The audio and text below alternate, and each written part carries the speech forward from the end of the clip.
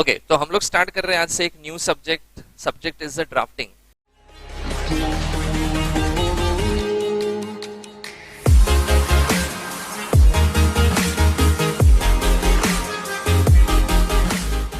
अच्छा, पहले मैं एक बेसिक इंफॉर्मेशन दे देता हूं आपको सब्जेक्ट के ऊपर। सो ड्राफ्टिंग इज बेसिकली इसमें 11 चैप्टर्स है आप लोगों को, ठीक है। अब 11 चैप्टर्स में से आप देखोगे ना, तो सबसे इंपॉर्टेंट चीज ये क्या है कि इसमें मेन बीच में 5-6 चैप्टर है, ठीक है। वो 5-6 चैप्टर का वेटेज ही अराउंड 50-60 मार्क्स का हो जाता है, बराबर। तो उसमें से आपको ड्राफ्ट पूछेंगे ही पूछेंगे। तो सबसे पहले मैं आपको एक चीज बता देता हूँ कि ड्राफ्ट बेसिकली है क्या, what is the all subject about, कि मतलब ड्राफ्टिंग इसमें हम लोग क्या पढ़ना है बेसिकली। देखो, आपके घर में ना एक कॉमन इश्यू होता होगा, जैसे अपने को घर वालों ऐसा समझते हैं कि हम लोग बहुत सुपीरियर, बहुत टैलेंटेड है क्योंकि हम लोग सीएस पढ़ रहे हैं, ऐसा उनका मानना है। होगा नहीं होगा पता नहीं, बट ऐसा वो लोग तो सोचते हैं।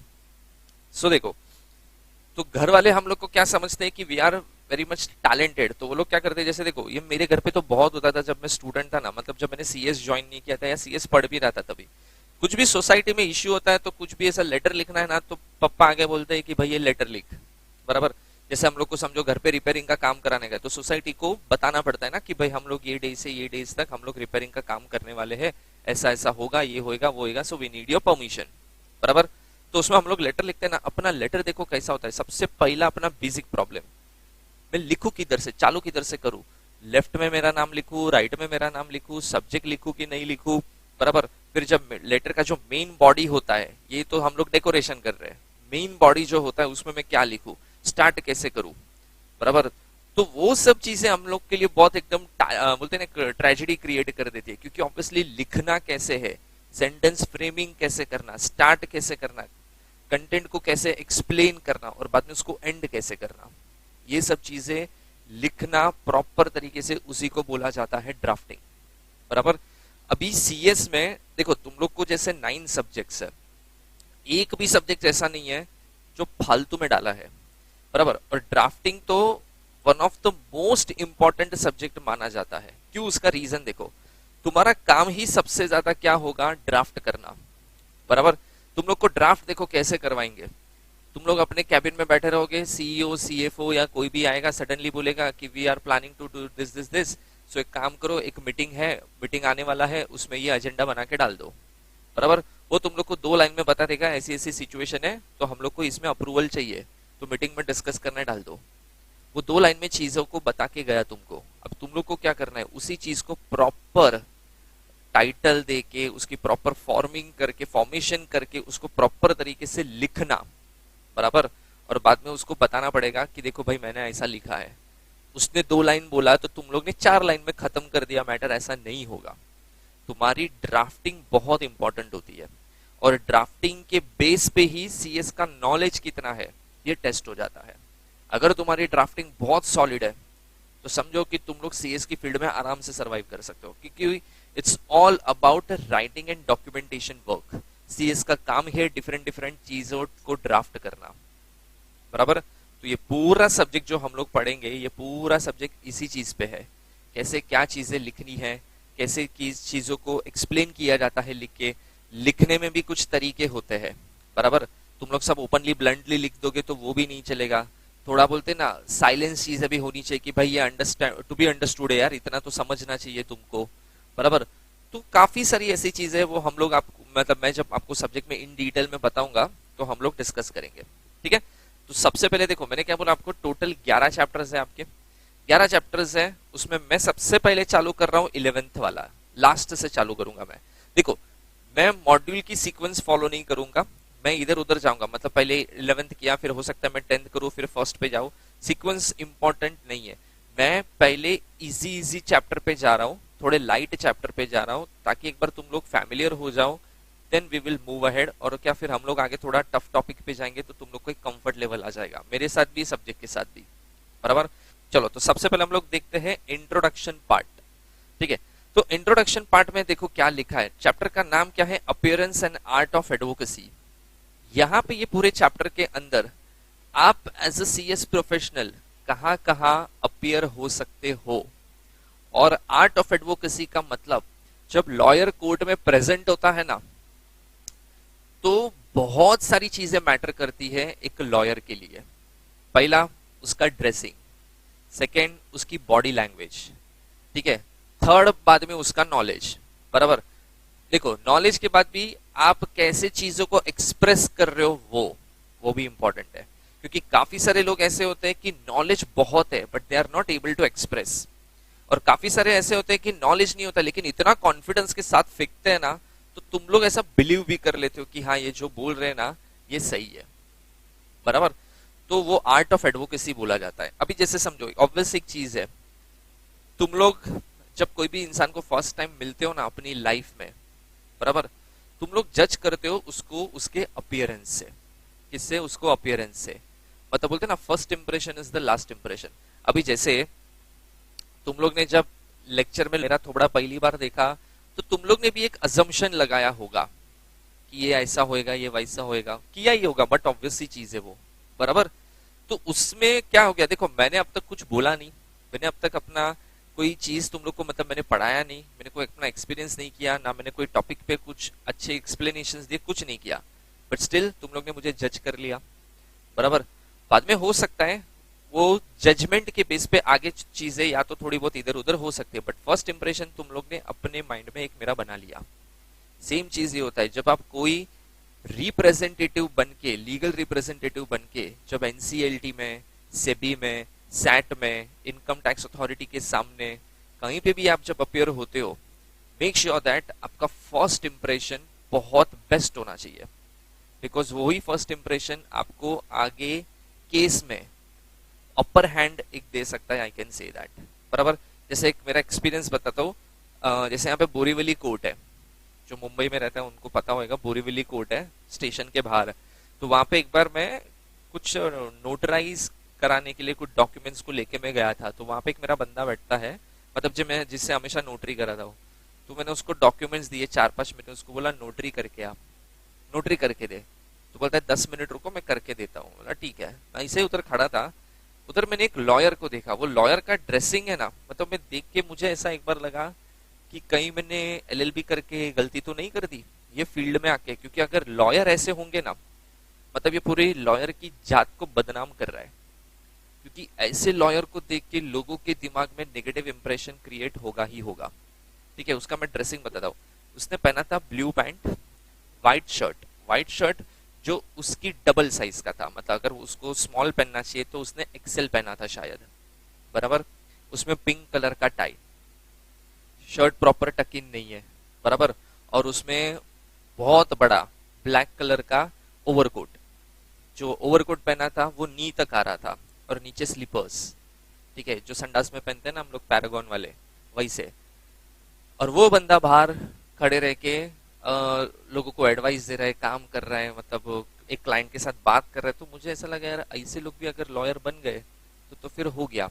बट वही चीज आप हाई कोर्ट जाओ, बॉम्बे हाई कोर्ट है ना, बॉम्बे हाई कोर्ट के बाहर जाओगे ना, तो आपको उधर जब लॉयर्स दिखेंगे ना तो आपको लगेगा यार क्लास होता है यार लॉयर, मतलब फालतू लोग नहीं होते ये लोग। बट वो डिपेंड करता है एरिया के ऊपर, और आप अपने आप को कैसे कैरी करते हो उसके ऊपर बहुत मैटर करता है ये चीज। तो देखो मैंने वो पर्सन को जब फर्स्ट टाइम देखा तो मेरे लिए उसकी इंप्रेशन तो एक नेगेटिव इंप्रेशन हो गई। बराबर। वही चीज अगर मैं हाईकोर्ट में कोई लॉयर को देखता हूँ ना, तो मेरे लिए फर्स्ट इंप्रेशन हमेशा, मतलब मेरे दिमाग में एक पॉजिटिव इंप्रेशन जाता है कि नहीं यार मस्त बंदा होगा। बराबर। दिखता ही मस्त है, इतना तो होगा मस्त एकदम। बराबर। तो इसके लिए ये सब चीजें बहुत मैटर करती है, और ये पूरी चीज हम लोग को ये चैप्टर में पढ़नी है, मतलब क्या क्या चीजें आएगी वो हम लोग देखेंगे। तो यहाँ पे इंट्रोडक्शन में ये लिखा है कि कौन सी अथॉरिटीज है और वहां पे कौन कौन अपीयर हो सकता है। ठीक है। देखो, तो ये कुछ अथॉरिटीज है, जैसे कंपनीज एक्ट 2013। तो कंपनीज एक्ट के अंडर किसको अपीयर होने का राइट है?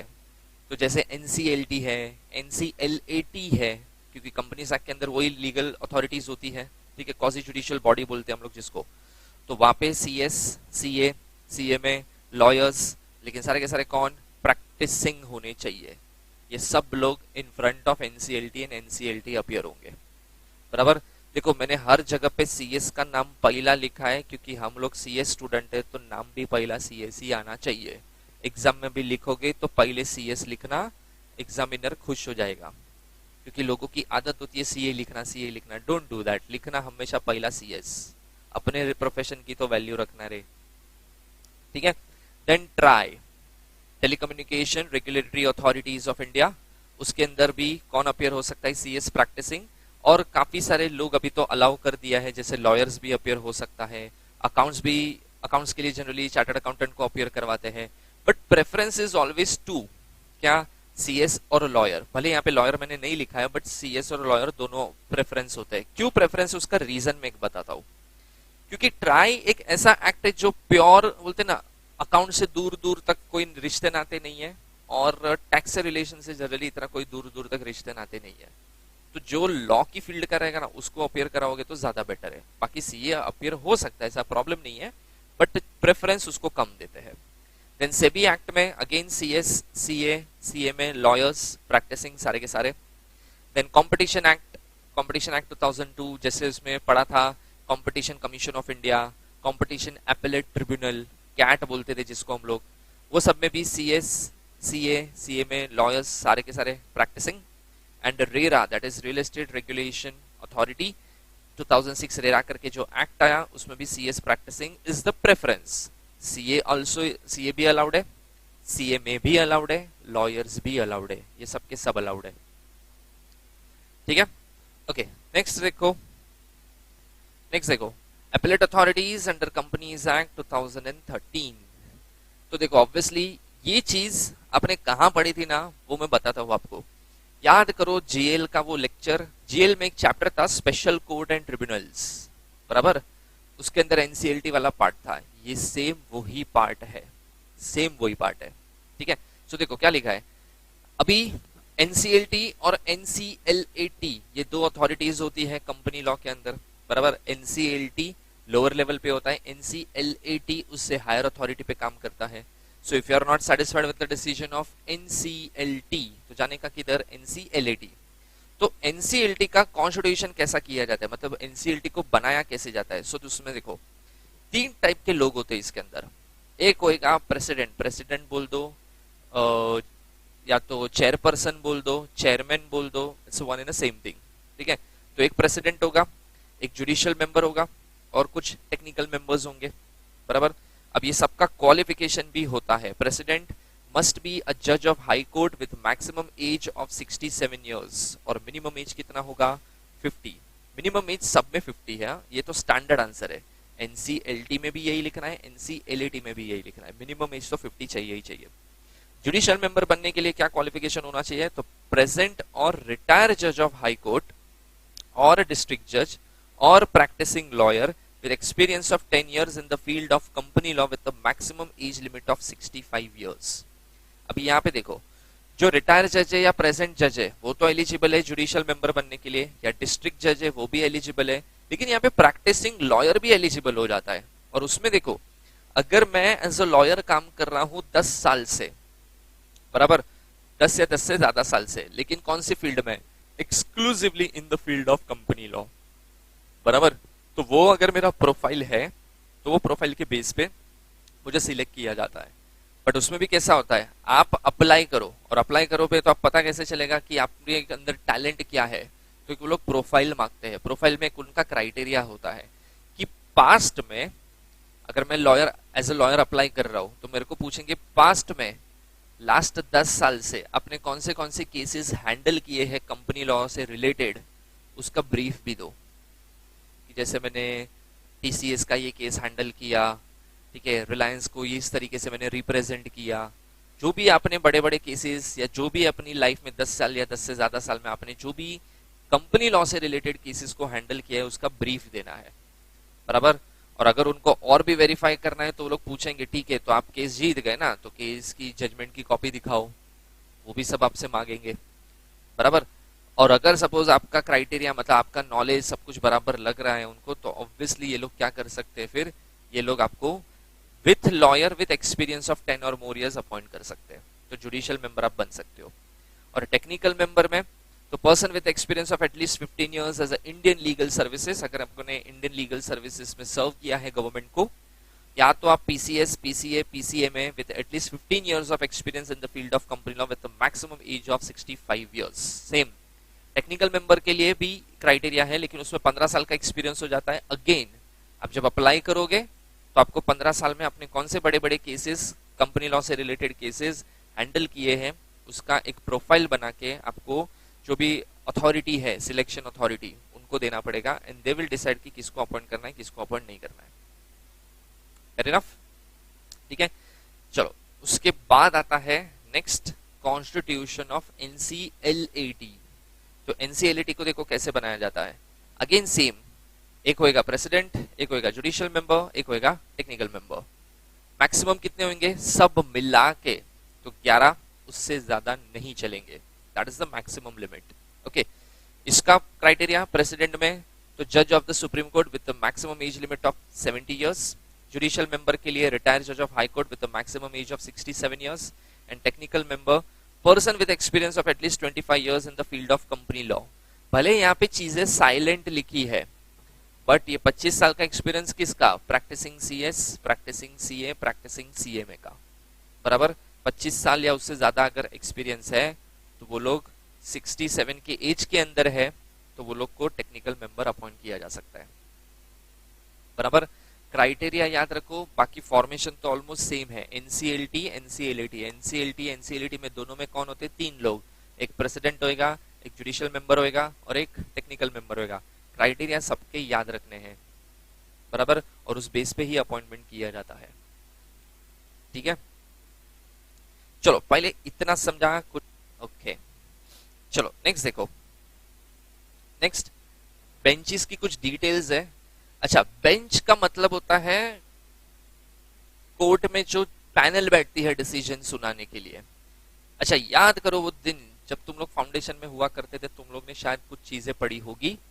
अगर एक जज बैठता है तो उसको क्या बोलते हैं? एक सिंगल जज बैठता है तो क्या बोलते हैं उसको?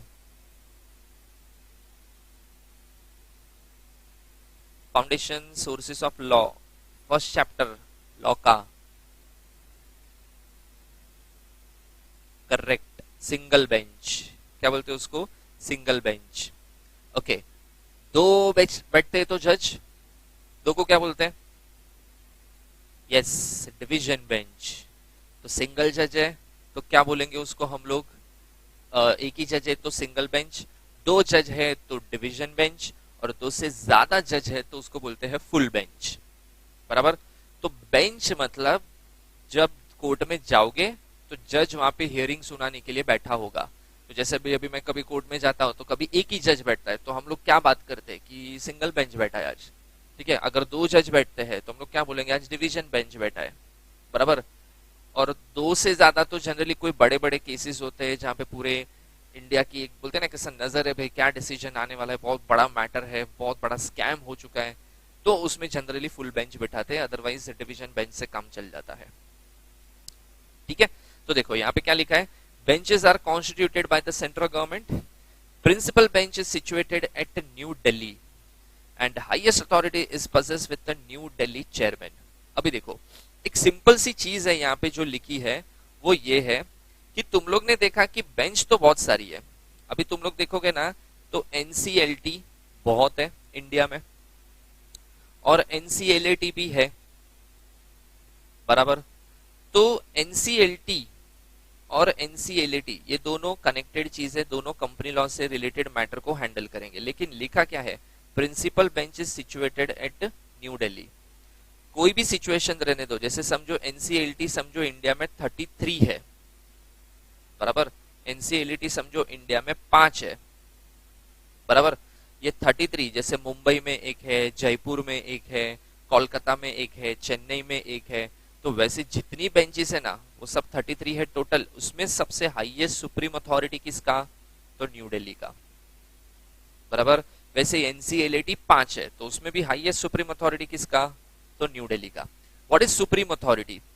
अगर समझो मुंबई बेंच ने कोई डिसीजन या कोई जजमेंट सुनाया और न्यू दिल्ली ने ऐसे ही सिमिलर केस में कोई दूसरा जजमेंट दिया, दोनों के जजमेंट अगर कॉन्ट्राडिक्ट होते हैं तो अगर मुंबई वाले को पता चला ना ऐसा, मतलब समझो मेरा मुंबई में केस चल रहा है मेरा कंपनी का एनसीएलटी में, वहां पे जजमेंट पास किया and I am not satisfied with the judgment of NCLT Mumbai, बराबर।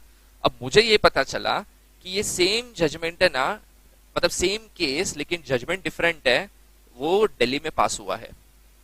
तो मैं मुंबई में एनसीएलटी को बोल सकता हूं कि भाई तुम्हारा डिसीजन दिया ठीक है, बट दिल्ली का एनसीएलटी तो ऐसा बोलता है जो तुम लोग से तो पूरा ऑपोजिट है, बराबर। तो बताओ तुम लोग राइट हो कि वो राइट है, मतलब मुंबई वाले राइट है कि दिल्ली वाले राइट है। सो आंसर इज हमेशा राइट न्यू दिल्ली माना जाता है, क्योंकि न्यू दिल्ली को प्रिंसिपल बेंच बोला जाता है। जो प्रिंसिपल बेंच ने बोला वो सब बेंच को मानना पड़ेगा, फिर चाहे एनसीएलटी हो एनसीएलटी हो, बराबर। दे हैव सुप्रीम अथॉरिटी, उनको कभी ओवर पावर नहीं कर सकते, बराबर। And highest authority is buses with the New Delhi chairman. तो ऑब्वियसली जो बेंच बैठेगा उसमें चेयरमैन के पास एक्सट्रीम पावर होता है, तो वो जो भी बोलेगा that is full and final, उसके ऊपर जाके आवाज नहीं करने का कि तुम लोग गलत बोल रहे हो। हाँ, दूसरे बेंचेस है अदर देन दिल्ली, तो बोल सकते हो एक बार कि न्यू दिल्ली तो ऐसा बोल रहे, तुम लोग ऐसा क्यों बोलते हो, बट न्यू दिल्ली को चैलेंज नहीं कर सकते कभी, ठीक है। चलो उसके बाद देखो एक नॉर्मल अपील प्रोसीजर है। तो अपील प्रोसीजर में देखो सबसे लोएस्ट अथॉरिटी कौन है, तो सबसे लोएस्ट अथॉरिटी आती है अपनी कौन सी, एनसीएलटी, बराबर। If you are not satisfied with the decision of NCLT then you can move to NCLT, बराबर। And if you are not satisfied with the decision of the NCLT then you will definitely move to supreme court, बराबर।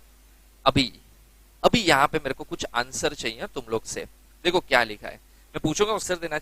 If any person is not satisfied with the decision of the NCLT, then the person can move to NCLT within 45 days. So मतलब अगर इधर मज्जा नहीं आया तो मैं किधर जा सकता हूँ NCLT में, कितने दिन में, 45 डेज।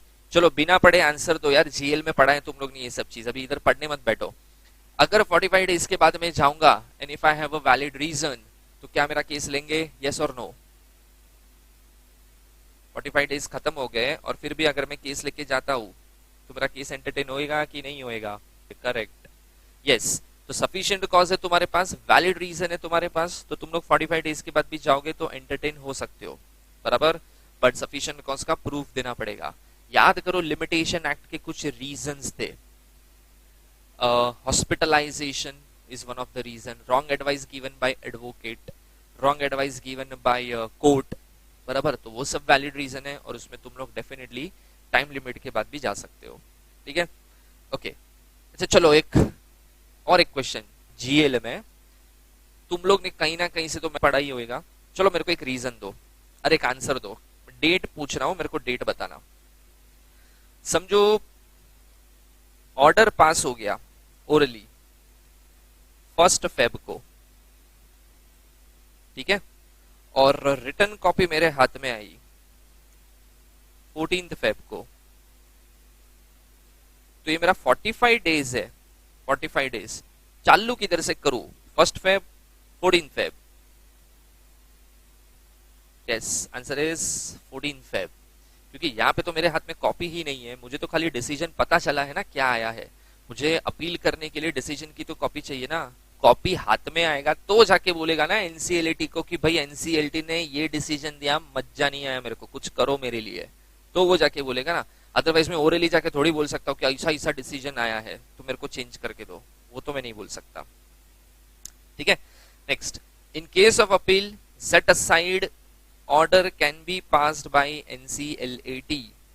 अच्छा, set aside order, set aside order का मतलब होता है अगर समझो एनसीएलटी में कोई केस गया अपील करने के बाद, बराबर, और समझो सामने वाला पार्टी अपीयर नहीं हुआ, कभी कभी एक्स पार्टी ऑर्डर भी आ सकते हैं, बराबर, तो उसमें सेट असाइड करा सकते हैं ऑर्डर को। सेट असाइड कराने का मतलब क्या होता है कि भाई जो डिसीजन दिया उसके ऊपर स्टे लगाओ, उसको एप्लीकेबल मत करो, क्यों, मुझे एक अपॉर्चुनिटी ऑफ बीइंग हर्ड चाहिए जो मुझे अब तक नहीं मिला है, बराबर।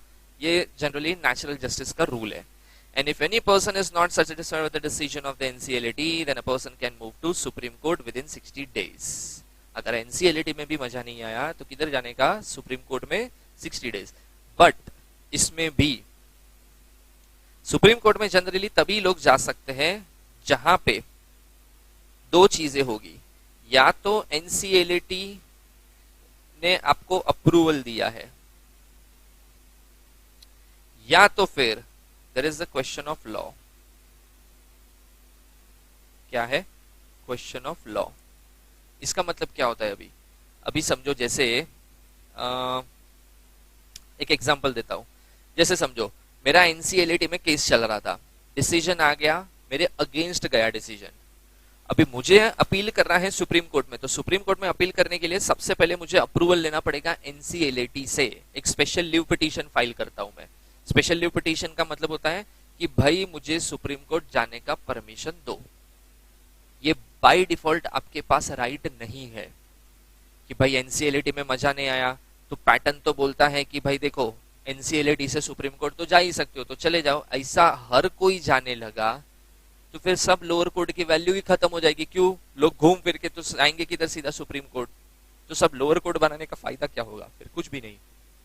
बराबर। Then you have to take approval of NCLT.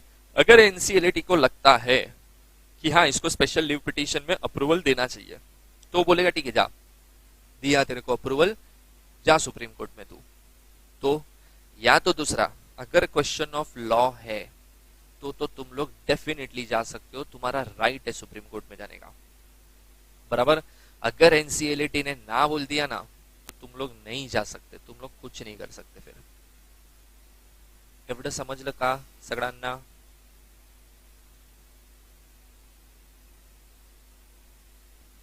ठीक है, चलो नेक्स्ट देखो। मैं इसके लिए थोड़ा जा रहा हूं क्योंकि ये सब चीजें हम लोग ने ऑलरेडी पढ़ी हुई है जीएल में, वही चीजें घुमा फिरा के वापस पढ़ रहे हैं हम लोग। चलो नेक्स्ट देखो। नेक्स्ट आता है सेबी। तो सेबी में देखो, सेबी के डिसीजन से सेटिस्फाइड नहीं हो और IRDA, that is insurance regulatory development authority of India, तो उनसे उनके भी कुछ मैटर्स है, सारे नहीं है, कुछ मैटर्स सैट के पास जा सकते हैं। तो सपोज सेबी के डिसीजन से अगर मैं सेटिस्फाइड नहीं हूं, then I can move to SAT. SAT is securities appellate tribunal. और सैट के डिसीजन से मैं सेटिस्फाइड नहीं हूं, then I will move to supreme court. तो देखो यहाँ पे पहले मैं 45 डेज, देखो वापस सेम पॉइंट है। अभी इतना गधे के जैसे बार बार पढ़ते मत बैठना। पहले में देखो सेबी में मजा नहीं आया, किधर जाने का? सैट में कितने दिन में? 45 डेज में। 45 डेज के बाद जाओगे तो क्या एंटरटेन हो सकते हो? यस हो सकते हो। कब होगे? अगर तुम्हारे पास सफिशिएंट कॉज है तो। और अगर सैट में भी बचा नहीं आया तो किधर जाने का? सुप्रीम कोर्ट में जाने का। कितने दिन के अंदर? 60 डेज के अंदर। बराबर। जनरली 60 डेज में ऑब्वियसली वही वाला रूल, क्वेश्चन ऑफ लॉ और सैट का अप्रूवल है तो ही जा सकते हो। लेकिन इधर एक थर्ड पॉइंट एडिशनल है, ये वाला। बराबर, कि SAT will dispose of all the matters within the 6 months from the date of receiving of an appeal. अगर कोई अपील केस आया ना सेबी से सैट के पास, तो सैट क्या करता है? उसको रिसीव करेगा ना, उस दिन से लेके उसका काम होता है 6 महीने के अंदर ये मैटर को सॉल्व करना, ये डिस्प्यूट खत्म करना। कुछ भी हो जाए 6 महीने के अंदर खत्म होना चाहिए। देखो भले ऐसा लिखा है but practically her bar possible नहीं होता ये। तो क्या होता है? तो आपको एक क्वेश्चन आया होगा कि सर अगर 6 महीने में नहीं हुआ तो क्या? तो सेम 6 महीने में नहीं हुआ तो इट्स फाइन। फिर वो लोग क्या करते हैं? 6 महीने में नहीं होगा तो मैटर कंटिन्यू करेंगे and they will notify the reason to the respected authority. Generally supreme court को बताया जाता है और सेंट्रल गवर्नमेंट को बताया जाता है कि क्यों हम लोग ने ये मैटर 6 महीने में अब तक सॉल्व नहीं किया। तो जनरली रीजन होता है कि एविडेंसेस कलेक्शन में टाइम लग रहा है, पार्टी अपीयर नहीं हो रहा है, ठीक है। जो भी उनको रीजन मतलब होंगे वो लोग बताएंगे। Because of many number of cases, जिसके चक्कर में वर्क प्रेशर इतना बढ़ गया है कि इतनी हियरिंग कंडक्ट नहीं हो सकती, तो 6 महीने से ज्यादा टाइम तो लगेगा। बराबर। तो ठीक है, ऐसा कुछ स्ट्रिक्ट रूल नहीं है कि 6 महीने के अंदर खत्म होना ही चाहिए। देखो ज्यादा टाइम लो कोई प्रॉब्लम नहीं है गवर्नमेंट को, बट गवर्नमेंट को एक चीज चाहिए, भले टाइम लो ज्यादा बट जस्टिस होना चाहिए। जिसके साथ जिसने कांड किया है उसको पेनलाइज होना चाहिए।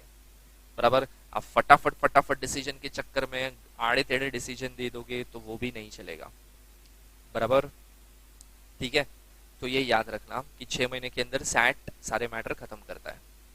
चलो नेक्स्ट, इनकम टैक्स के अंदर ये हायरार्की है जो बहुत बड़ी है, ठीक है।